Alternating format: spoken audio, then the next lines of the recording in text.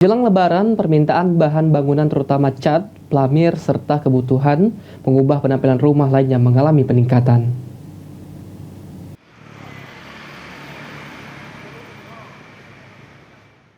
Menjelang Lebaran, permintaan bahan untuk mengubah penampilan rumah mengalami peningkatan di Kota Palembang. Salah satu pengelola toko bangunan yang terletak di kawasan Perumnas Talang Kelapa, Palembang, Amin mengatakan, permintaan bahan bangunan didominasi oleh cat tembok, keramik hingga semen. Jika dibandingkan pada tahun sebelumnya, peningkatan permintaan bahan bangunan pada tahun ini diyakini meningkat sebanyak 10% hingga 20%. Paling banyak di borong masyarakat ini apa, Kak? Kebanyakan ini cat-cat tembok. Oh, cat Karena tembok. orang kan kalau Lebaran identik dengan pengecatan rumah baru. Iya, itu kan. Jadi kebanyakan cat-cat tembok, cat kusen. Ada lagi pengerjaan keramik kan. Menjelang Lebaran ini ada peningkatan.